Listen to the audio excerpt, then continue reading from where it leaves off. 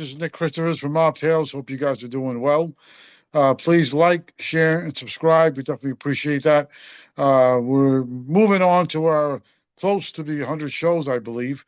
It's been a lot of fun working on this, and we're just trying to build and need all your help. Much appreciated. Today, I have another fellow Greek. This is the second time in a row now. Another fellow Greek from the Chicago area, who grew up in the Chicago area, rather, John Murges, who was around a lot of the guys back in the day. Namely, his godfather was Gus Alex, who was the number three guy in Chicago back in the day. If anybody knows who he was, he ran the Connection guys. Along with he was the protege of Jake Guzik. For anybody who knows about Chicago, so we'll just for no further ado, John, thanks a lot for coming on the show. Hey, Nick, thanks for having me. I really appreciate it. The invitation was very kind. Thank you. No problem. We like to bring people on here that other people don't know about most of the time. That to give other people how you say street level, you know, information, stories that people don't really know about or hear about very often, because they hear about the same old names all the time, which even I get tired of hearing. And we like to get people new, to give them a different perspective of what the life was like, especially for people that are not Italians. Because, of course, Right. everybody thinks the mob is Italian only, but it's not. It's everybody and his grandmother, pretty much. Um, so, John, from what I understand, you were, you know, lack of a better term, on the street from like 83 to like 95, involved in a lot of the bookmaking, gambling, things like that. Yes. Um, and you came across guys like, from what I remember, you lived, I believe you lived not too far from the Spilotros, if I remember correctly.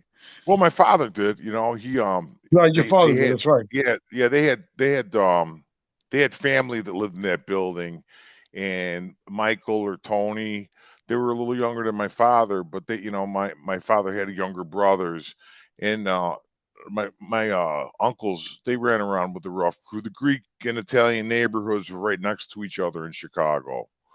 So, when my father, he was actually a pretty well respected lawyer in Chicago, and after we graduated from law school, saved some money. We moved to he moved to Park Ridge, Illinois, built the house I was born. Park Ridge is right on the border of the Chicago and the suburban line. There's a border. Park Ridge, Chicago. You cross the street, Chicago.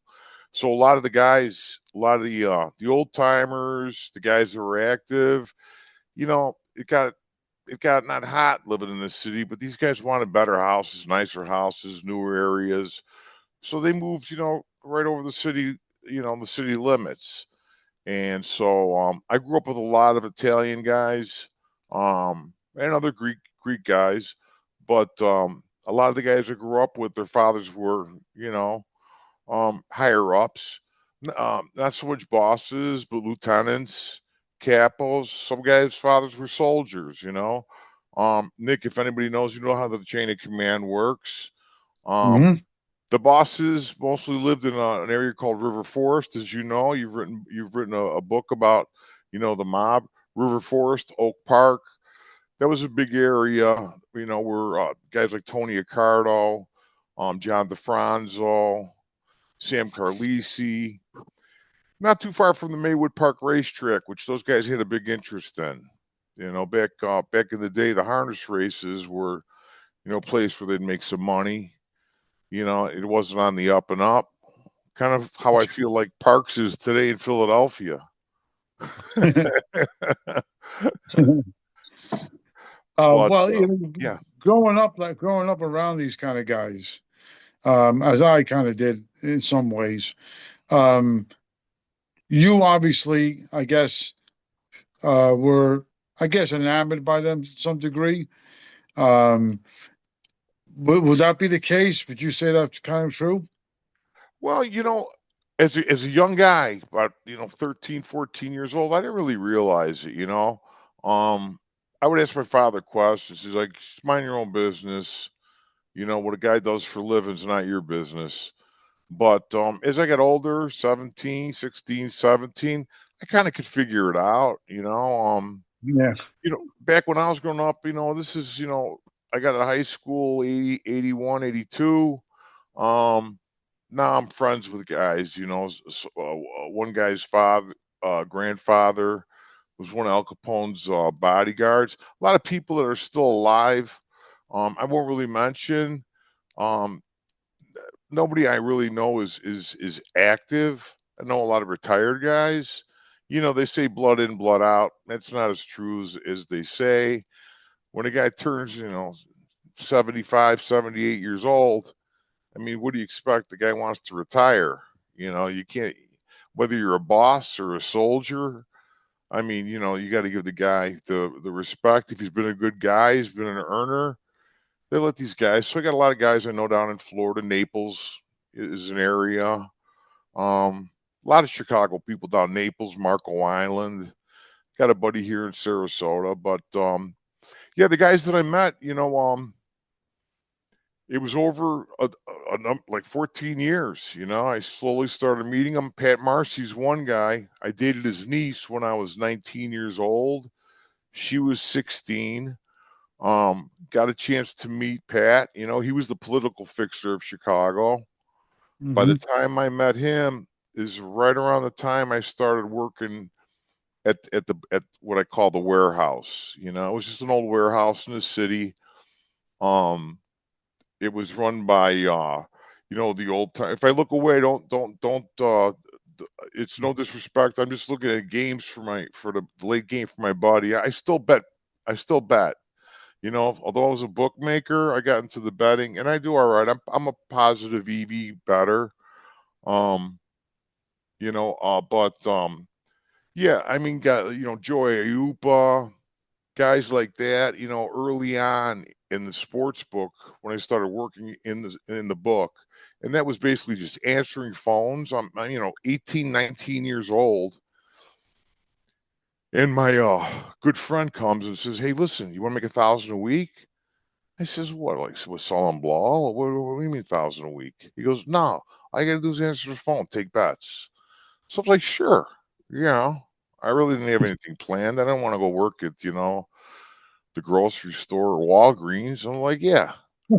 So I go down there and I go into this old warehouse. I mean, brick, it smelled, there's grease on the floor. There's all folding tables and all chalkboards and whiteboards were coming out and just guys at tables and phones ringing. It was crazy. And so, I started off just answering phones, as a young guy. Um, and by knowing Pat Marcy and being a gentleman to his niece who has since passed at such a young age, a nice girl. I met guys, the political guys. Fred Rhodey was a congressman. I mean, an alderman in the city. Um, and then I started meeting the big boys. I mean, guys like No Nose DeFranzo, Marco D'Amico. But one of my mentors, once I was in the book and then going to out afterwards, we'd all go out as they called cabareting, at night. 10:30, 11 o'clock at night, we go out. Guys are dressed to kill. And I got a friendship going with the guy named Jimmy LaValle. Jimmy LaValle was one of Chicago's bigger collectors, let's just call him. He was a guy, he was a burglar too, no doubt about it. But he kind of mentored me in their life. He's like, "You're with me now." So he kind of took me under his wing, even though he didn't. He was a better. He wasn't a bookmaker. So that's where I got to see the real life. How these guys lived. The cars they drove, and believe me, back in the early '80s, Nick, these guys weren't driving around caddies and Mercedes. They were driving around Monte Carlos and Buick Electras. They wanted to stay under the radar. Those are the old timers. No flash, they used to say. But it being the case that I know Chicago is very like I say it in my like I mentioned it in my book, Mafia Ties to Greek Syndicates, which I have a whole chapter just on Chicago. Um, Chicago was almost like a United Nations. It was like everybody and anybody was Yeah, involved. It wasn't like in New York. Over there, they had like like Jake Guzzi, like I mentioned earlier, who was Jewish. Um, they had other guys that were Humphreys, that wasn't Italian either. So you had a lot of guys, big guys that weren't even Italian that held a pretty high rank over there. Um, you being Greek, um, I'm curious how they treated you of you not being Italian. Did it matter? Did it make a difference? no, not at all. Listen, as long as you were respectful, you're a good guy. You knew how to keep your mouth shut. They accepted. They didn't discriminate, as you said. I mean, we had all the guys that did the numbers for us, and it's just a thing. But they were Jewish guys, Jewish accountants. Those are your best accountants. These Oh guys yeah, said they're good with the numbers. They're good. They're good doctors too. A guy yeah, told me. But Irish guys, German guys, because the warehouse was a controlled environment. We had so much money coming in there. We had sometimes during football season 30 different bookmakers answering phones. I mean, you could hardly hear. Right? You covered one ear with it held the old phone. It had the radio, the realistic recorder plugged into the other end because we recorded all conversations in case the guy said, "Hey, I didn't bet that." Hey, listen, you want to hear the recording? You play it back for him. But no, they didn't discriminate. I mean, um, a lot of guys got in a little bit of trouble by dealing with the black guys down on the south side for drugs, the Mexican gangs. Those guys were kind of, some guys didn't stay in the organization. I'll just put it that way because they went outside of what they were allowed to do. And I just kept my nose clean. I moved up. By the time I was 24 years old, though, 23, 24, I told him, I go, I always wanted to go to college, play baseball. One of the guys just happened to be Sicilian, he's a Chicago guy and his heavy Chicago accent. He says, "What do you mean you want to go to college and play baseball? You got a good gig here." I'm like, "No, I can still work, just when I don't have games." And in Chicago, it's a short baseball. So I went to the University of Illinois Chicago and walked on the day after the Bears won the Super Bowl in '85. These guys thought I was nuts, but I did it. And when we played afternoon games, if there was baseball games, I was pitching in the afternoon at the University of Illinois at Chicago, and I was booking bets at night for the outfit. And that wouldn't fly nowadays, Nick, as you know. They catch you doing that, you're going to prison. yeah. Well, I mean, my original question really was, which I'm sure, which a lot of people, because people who don't know about this life, don't understand it, people don't get it. Like, okay, what do?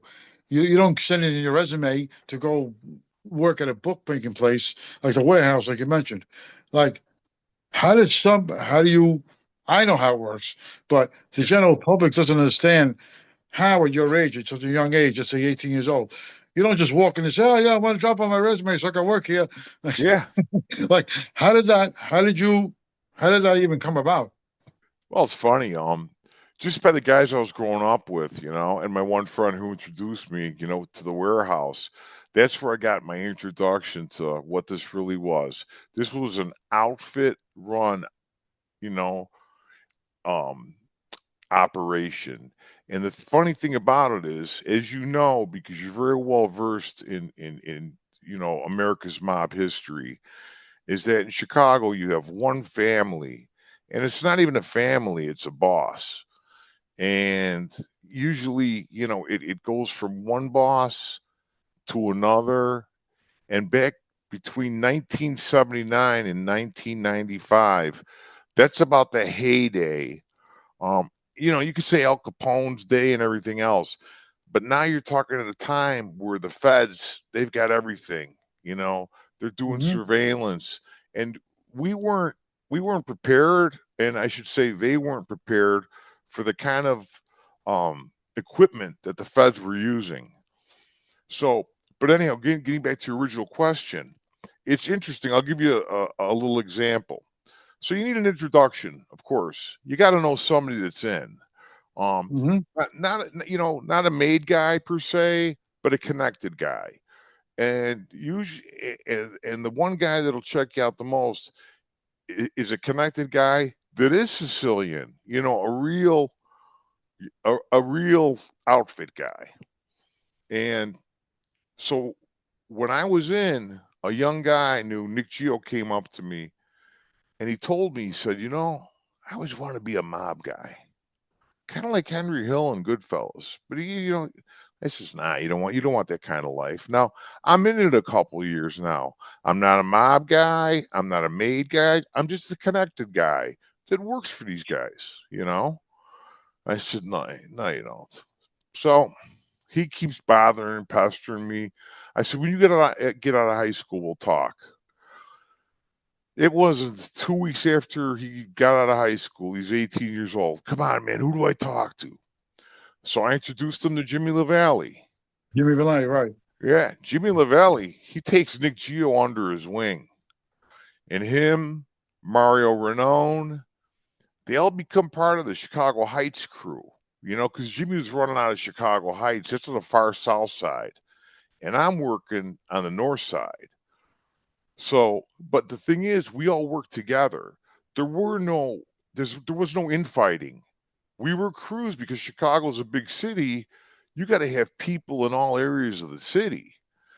In New Hmm. York, it's so damn big. You got to have 5 whole families. Some of these guys hate each other. But in Yep. Chicago, we pretty much got along. There was no, everybody had their own area.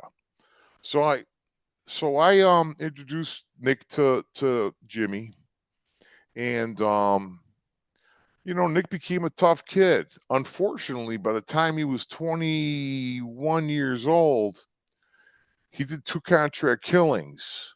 Um, One of them was a guy that owed 25 grand. I didn't know the gentleman particularly.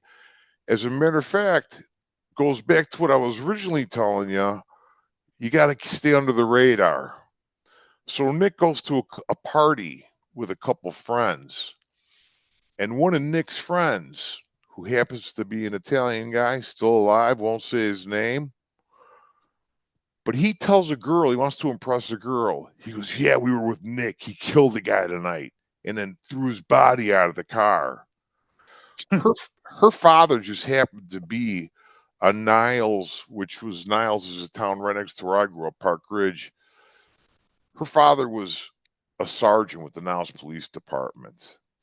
So right away they call the FBI. They think we got your guy. I guess they testified against Nick. Make a long story short, Nick got to live his dream by getting into the outfit. Unfortunately, his career didn't last too long because by the time he's 24 or 25, he's accused, indicted, tried, and found guilty of 2 murders, contract killings, and he ended up getting 100 years plus 50 years, extra 50 just in case you live to be 235 um in prison. And I Wow. followed for a while. He was in Leavenworth. He was in Marion with John Gotti. He was in that Supermax in Colorado.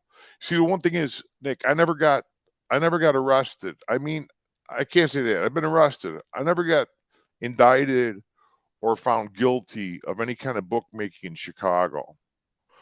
Mm. Because between 80, 82, and 95, things got real, real hot. We were paying Chicago police officers. I respect the police. They got a hard job. But we're in Chicago and these guys provide security. They make 35, $30 an hour, get some extra money coming into the family. Well, Mm. whether they knew it or not, those guys, we had like 6 of those guys outside the warehouse so nobody would bother us. They were all Chicago police because the one guys you couldn't touch, they were straight shooters, were the feds.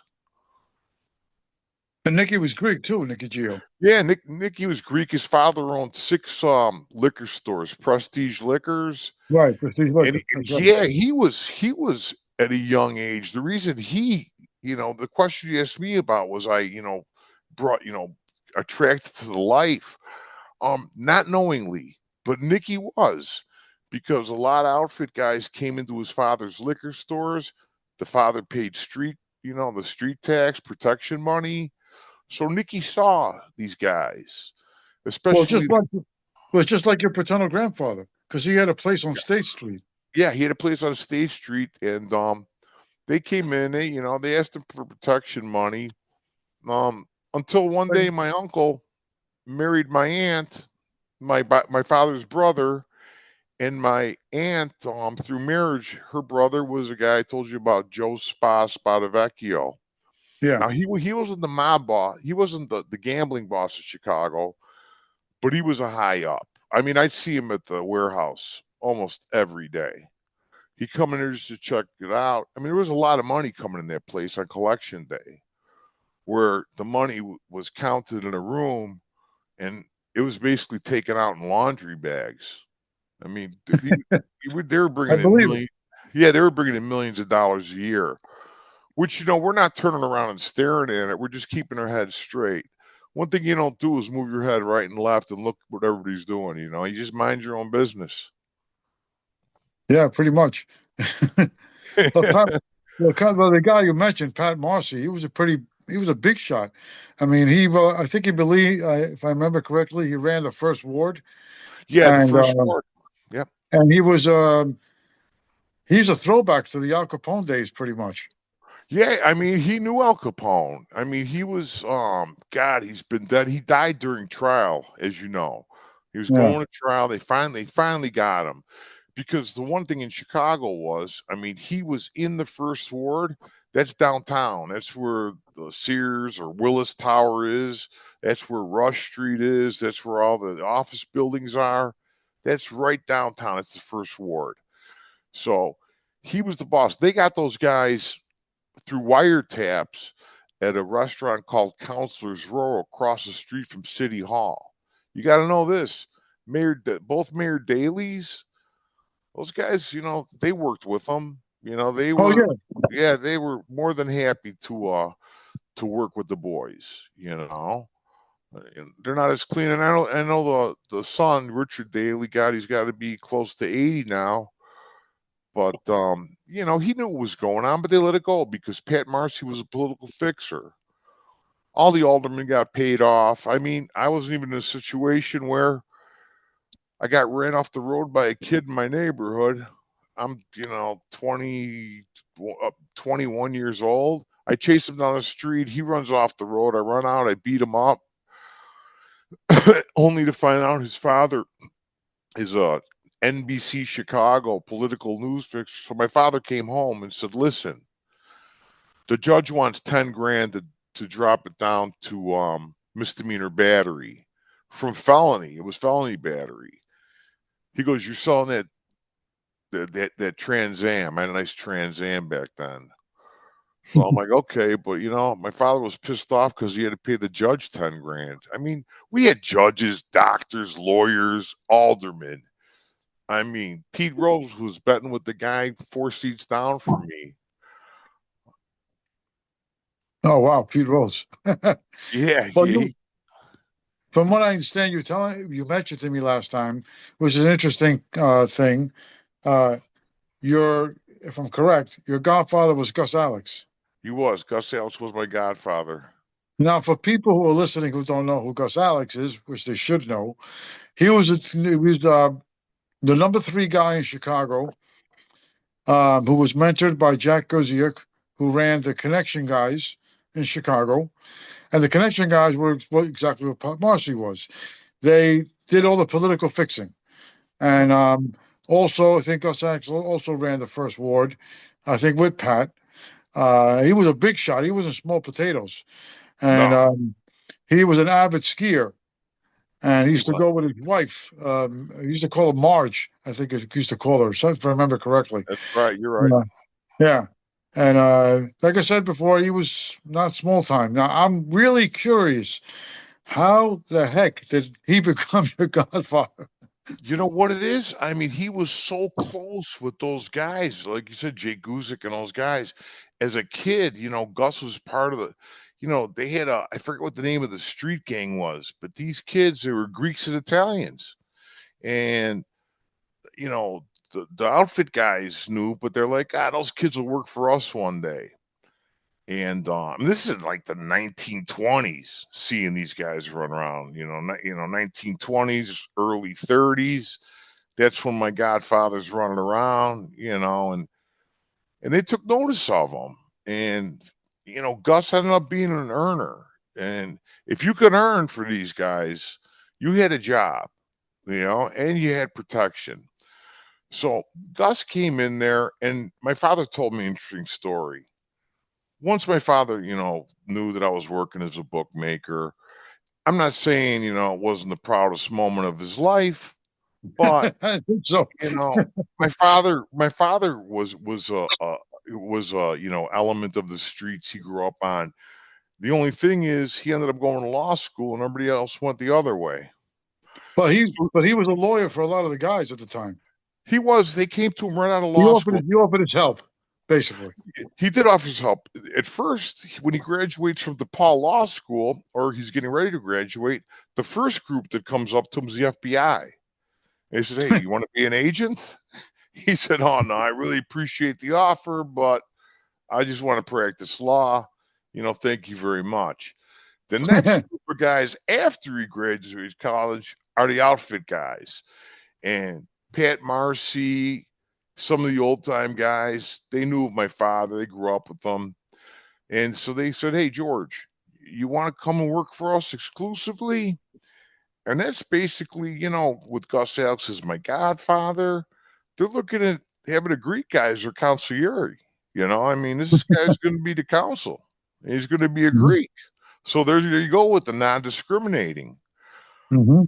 So my father respectfully said, "Listen, I'm honored with your offer." And he meant it sincerely. He goes, "I'm honored. This is Chicago outfit coming. You want to represent us and help us out, make some decisions?" He says, "But I love what I'm doing. But I'll tell you what, anytime you need my services, you can count on me. No charge." And they respected that. And sure, he represented a few guys that had some problems. One guy got the feds got him with in his car. They thought he was dealing large amounts of cocaine. So they found a key ring with about 25 keys on there. And they were searching everywhere they knew this guy went, seeing if keys worked, everything. Finally, they hit on an office, an office building that he had an office in that they didn't know about. A guy ratted them. And they were looking around. There was desks and IBM typewriters, but that was about it. The one Fed looks up and sees the tile ceilings. He goes, "Hey, check the ceilings." And they find about, I don't know, 20 pounds of cocaine, pure cocaine. So Wow. it was a Greek guy. Um, he's gone now. His name was Chris Savidas, Savidas. So they nailed him. And my father had to go bond. His bond was $1 million, 100,000 cash. So my father went down to Cook County Jail because my father grew up with him, and he bonded him out $100,000 cash. He ended up doing 3 years, for 20 pounds a blow. Wow, That's a it's pretty nothing for light. a Cobra. That's a walk in the park, as these guys say. Yeah. Wow, that's interesting. Um, well, I mean, you being out of that world for a while now, um, and do you miss the action? That's probably why I bet, is because it's I've learned some things. You don't bet parlays, you know, because we used to laugh. Guys would call in, they bet a 3-team parlay. Hey, we got another sucker. The other thing is, at 62 years old, I know the real numbers. 98.6% of sports bettors over their lifetime will be net losers. That's throughout the world. There's only a few sharps out there. I'm not one of them either. But I hold my own. In 3 years, I bet nickels now, two, three, 500 a game. Maybe sometimes a dime. If it's a Super Bowl, 5 dimes. But I don't Well, bet every day. before you say anything more, I'm sorry. For people who don't know what he's talking about, he's not talking about 5 dimes like 50 cents. 5 dimes is 5 grand. Yeah, 5 grand. All right. For people, Yeah, I know what he's talking about because I know the street lingo. But for people who may not understand, you know, a dime means $1,000.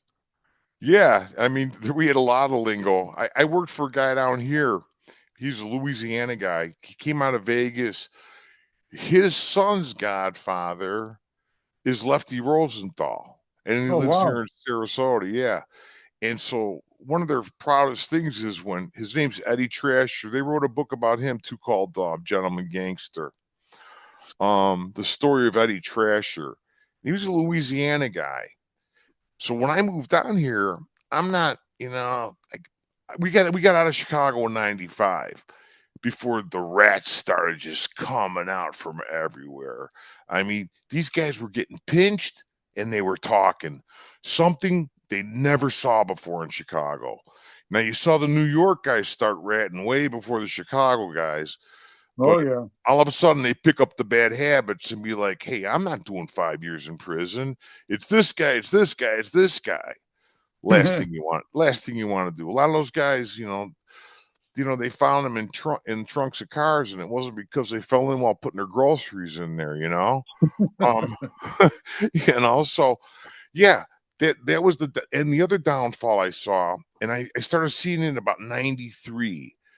Is all the guys that were made, whether they were a captain, lieutenant, not so much the boss's kids. The boss's kids, they went to medical school or law school. Mhm. Some guys took over for the father, but that's the last thing that these guys wanted for their kids was to live that life. That's a hard, as you know, a hard life. Everybody thinks, Mhm. the money they make, and it's not as glamorous as it seems. It's dirty, it's hard. Some guys got to go down. Some guys got to make that call. Some guys got to do it. So that it's difficult. But just getting back to the original situation is that guys became flashy and they go to bars and the guy would start a fight with them. You know what my father is? I could have you killed. Well, you don't know who's sitting there at the bar. Probably the FBI. So all of a sudden, my wife, she was the one that said, "I'm getting tired of this shit. She goes, I go, what do you want to do? Move? She's like, let's go somewhere. Just get out of this life. So I'm like, I'm just taking bets, but I'm around these people, we're playing pool, we're here, we're there. If there's a big New Year's Eve event that somebody's throwing, I mean, everybody's invited. Everybody who's connected and everybody Yeah. who's made, we're all invited. We'd have banquets, 200 people for New Year's Eve. So as I started to see the feds move in, is when I said, you know what? Maybe we move down the floor. I was 32 years old and my career was going to end. But that's okay because one time we'll do a story. I'll tell you about what happened when I moved down to Florida after working selling cars for like a year, going, this isn't for me. That's when I hook up with Eddie Trasher and my Florida life starts. And now that didn't last too long. It lasted about 5 years. I'm outside the statute of limitations now. Nobody died, nobody got beat, but people lost millions of dollars betting on sports. Well, let me ask you a question before we end the show, Sure. um, because you put up a good point. Because I don't bet. I haven't done that in years. Um, I didn't start like you did. Um, I think I told you, I don't remember, but I mean, personally, we when I was a kid, when I was 13 years old, my dad had a cafe, and we had a bookie. Used to come to the shop all the time. Used to come in on Tuesday, Right. drop off the football sheets, and then, sorry, no, I apologize. Used to come on Saturday, drop off the football sheets, and then, on Tuesday, either collect or pay up, whatever it may be. So as a kid, I'm watching this guy come into my store, my dad's store, and go in the back of the office where my father and my uncle used to go do their booking, for the accounting for the Right. store. Right. And I'm saying to myself, where the hell's this guy going? This little Italian guy running back there. I'm like, Dad, where's he going? My father's like, don't worry about it. Once you tell a 13-year-old kid, don't worry about it, he gets curious. Sure he So does. I'm watching him, and I'm watching him he had a white envelope, and it was thick, real thick, and he put it above the register where my grandfather was. And then one day, nobody's watching. I take the envelope to see what the heck is in there. I open it up, freaking filled with money. And these little tiny, the football sheets were long, and they rip it off the end of it, where people would pick four teams, and whatever amount of money they want to bet on the games. I said, "Oh shoot, look at this!" So what did I do? I took a next time he came around. His name was Sally. Next time he came around, I took one of the football sheets, went to the local library, made copies of it, and started my own book operation in the high school. My You father, have to. my father eventually found out, and he goes, "Are you out of your freaking mind? You know what's going to happen when they find out you're collecting on their own sheet? They're going to break your legs. Are you crazy? So you got to stop doing this." I said, "Man, I was making like $500 a week doing nothing." Oh, I can imagine. And the reason why I brought this up is, you know, I look at this gambling. So people want to gamble. It's their business. They want to gamble. Okay. It's no different than you want to take a drink, you can take a drink. You don't want to you go to a bar. If you want a scotch, you want a scotch. You don't want it, you don't drink it. You want to bet on a game, you bet on a game. If you don't want to, you don't have to. Nobody's forcing you. Nobody's put a gun to your head. So, and then, but then you have the government comes up with the idea of the OTB. So Yeah. if the government doesn't like other people making money on Yeah. gambling, they figure, oh, let me open an OTB, which makes it legal. Then you got now DraftKings and all those other things, all these other different gambling things going on. What's the difference? If you bet with the wise guys, the bookmakers, and you bet with, you get just as much addicted there as you do there. What's the You do. difference? You know the funny thing, Nick? You brought up a good point. You got the DraftKings and FanDuel's, Bet Caesars, Bet MGM. There are more street books nowadays than there were 10 years ago. You know why? Because there's no tax, with the local book, and all throughout Florida. Florida is one of the biggest states for street books. And if they came and knocked on my door right now and they go, I don't know any of them. Okay, I don't know who any, but I know from people that have told me there's a lot of freaking books out in Vegas. You got street books, you got casinos, but they tax you too. Uh-huh. So I mean, it's just an interesting thing.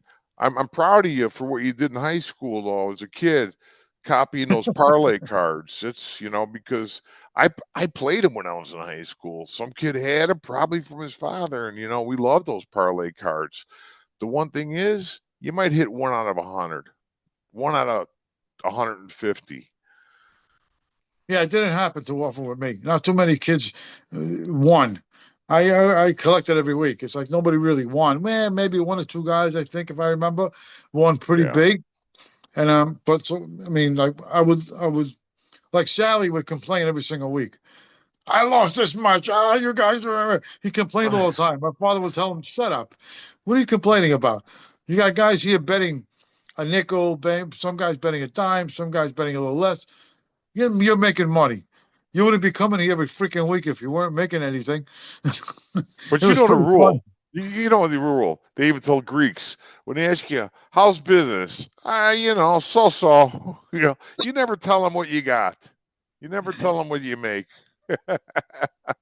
Of course not, but it was just a funny concept. Yeah, it was. Um, but in, for right now, in your opinion, I know you kind of mentioned to me over the phone a little bit before too. Um, After walking away from that kind of life and walking away from these kind of guys, do you think the outfit or the mob, whatever you want to call it, um, in your opinion, especially the work you did, is that still prevalent? You think in Chicago, or is it? It's not that strong anymore. Not as organized. I say that, and I know that just from things that I've read and older guys that I've talked to. It's a lot of younger guys now that and the factions are all split up, and these guys do have infighting. I think it's more of the European guys, the Albanians, the Russians, the Jamaicans here in Florida. They're ruthless, but I just don't think in Chicago it's the heyday ended right after that family secrets, right around that family secrets trial. The The mob in celebration. Chicago, basically, the old school mob, the Tony Accardo and Al Capone and all those guys, that died, you know. But you do have a semblance. I mean, I understand New York is getting a lot stronger. Um, but Chicago was pretty powerful. Chicago ran Vegas. Yep. I mean, it was And and Chicago guys were known as being crazy. Lefty Rosenthal was from Chicago. The Chicago guys. Hey, don't nothing against the New York guys. I know some guys that were with Gambino. I know some guys who were with Genovese. Um, they were they were tough guys. I mean, some of these guys, they weren't trigger men, but I'm telling you, if they got pissed off enough, they could make a call and with an hour was taken care of. I mean, these well, guys were. there's one guy. I'm not sure if you knew him. He was Greek, um, and he was from Chicago. He actually, from what I understood, took over Tony the Ant's operation after he was taken out with his brother. His name is Chris Poulos, Yeah, but Chris everybody, Poulos. Yeah, I know Chris Poulos is, of course. yeah, but everybody called him Chris Petty. But he That's ran. He right. was he did a lot of work in L.A., but because he was sent out to L.A. for a reason, and Vegas. He was sent to Vegas as well after Tony Yeah. died. Tony was whacked rather. Um, but a lot of people don't know about his name. I mean, I mentioned him in my book, but see, they don't mention. These guys, they're not very mentioned a lot, and they were just as powerful and movers and shakers as much as the Italians were. No, there's no doubt about it. And like I said, I'm looking forward to reading your book. As a matter of fact, we got something we'll deal with tomorrow because my wife's going to do it when at the house over here. I've been having you know the government. If you talk about corruption and vices, like you said, there's no gambling because the government, it's legalized. There's no selling marijuana because it's legalized. All the vices, everything these guys were making money off of, once the government sees that, and it took them a while, they're like, we could do that. Well, they do more than that now. They've been stealing trillions from us, from right under our nose for the last 30 years. Yeah, The pretty mob much. was making millions, the government's making trillions. And this is, Yeah, I you know, wouldn't doubt it. They're the real mob. yeah, the real mob. But I hey, mean, the give us the name of gambling. that book. Give us the name of your book again, Chris. Oh, mafia ties, the Greek syndicates. It's got to Yeah, be. I can't wait to read it. I'm looking yeah. forward I'm to looking it. forward to your opinion. Um, just to bring them up one point, gambling rings are still around. I mean, here in New York, there was two big scandals: the NBA gambling scandal, Oh yeah, and then there was a college scandal with a Lucchese guy. yep. The NBA one was with the Genovese, Lucchese, You see and how young Gambino those guys? family. You see how young those guys were? They were 30-something guys. You see what I mean about the young guys trying to take Yeah, over? The guys that were running the operations, they were all young guys. You didn't see a guy over 50 in those photos. Maybe one. Yeah, well, yeah, that was the Joey Perna, Yeah, the old, not the father, not the son. They reported to him basically, yeah. but he had his wife involved, his son, his nephew. It was like a family affair. It was pretty crazy. But I mean, wise guys still run like offshore betting and stuff like that. It still kind of happens. I think the reason why is I think people either enamored by dealing with guys like that, or the other concept is you can make a lot more money. I think the return on your money with betting with wise guys is a lot bigger than betting with DraftKings, I would Oh, think. it is. It is. And you know what? You go meet the guy. You go meet him. He hands you an envelope. I mean, most of the time, from what I saw, they're handing me envelopes. But I mean, the draw is, and it's an addiction. There's no doubt about it. Oh yeah. We got three bad addictions in this country: porn, which prostitution was run by the mob. You know that'll be legalized soon enough. But porn, drugs first, porn second, and gambling third. Those are the three. That's what's gonna take down these young guys, the young men in this country. There's women that gamble, but not like the young guys do. And guys, even my age, you should learn your lesson by my age. Which, like I said, nowadays they have technology.